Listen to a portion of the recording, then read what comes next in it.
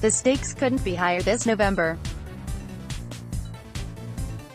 Trying to repeal the Affordable Care Act, to withdrawing from the Paris Climate and Iran nuclear agreements, to passing a tax plan that benefits corporations and the 1% at the expense of working families. Donald John TrumpJuan Williams, Trump gives life to the left. Kennedy retirement rumors shift into overdrive. Pompeo to outline post-deal strategy on Iran. More and Republicans in Congress are threatening American values every day and rolling back the important progress we made under President Obama.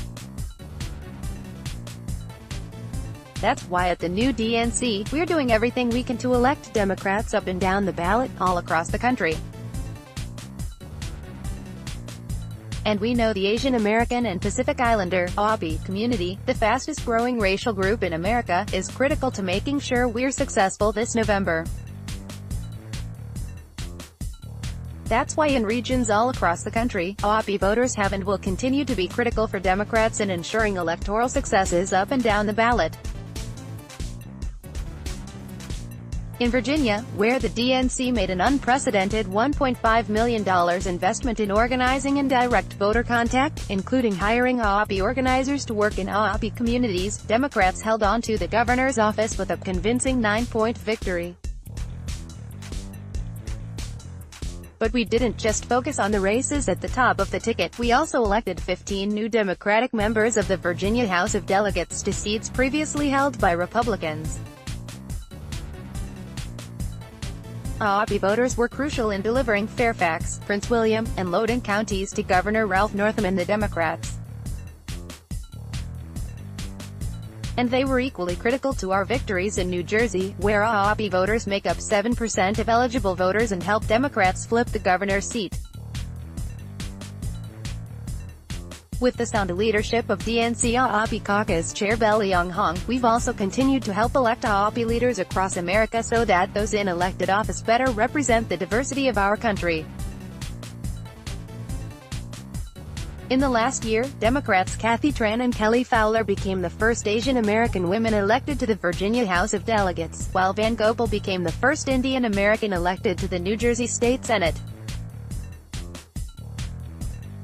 And in Washington, Manka Dhingra's victory flipped control of the state Senate and gave Democrats full control of the state government.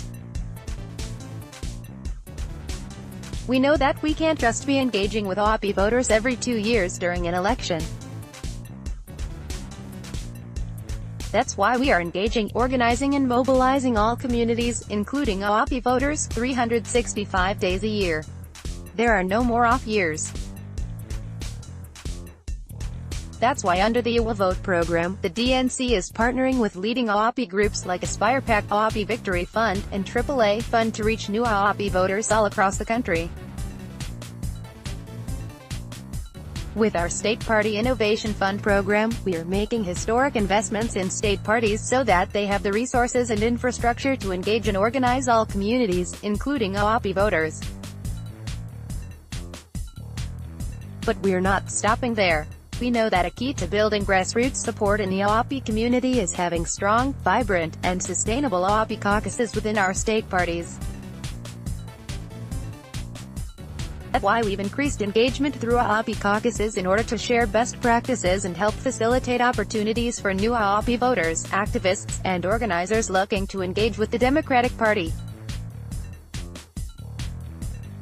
The Democratic Party believes in inclusion and opportunity for everyone.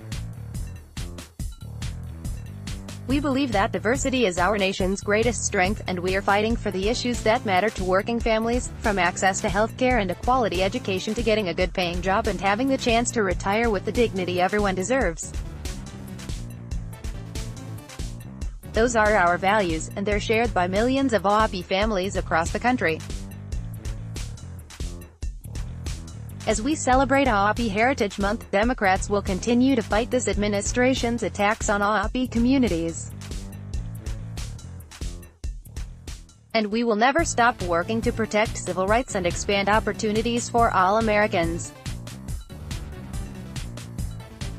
Tom Perez Thomas Edward Perez Clinton's top 5 vice presidential picks: government social programs, triumph of hope over evidence, labors, wasteful spending and mismanagement at workers' comp. Moore is the chair of the Democratic National Committee and former U.S.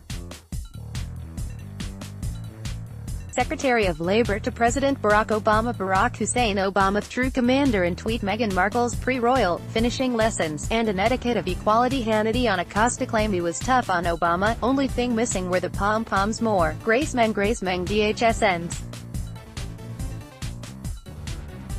protected status for Nepal Hispanic reps rip citizenship question on 2020 census. Dem lawmaker says she will introduce bill to block 2020 census from asking about citizenship. Moore is vice chair of the Democratic National Committee and a member of the U.S. House of Representatives representing New York's 6th District.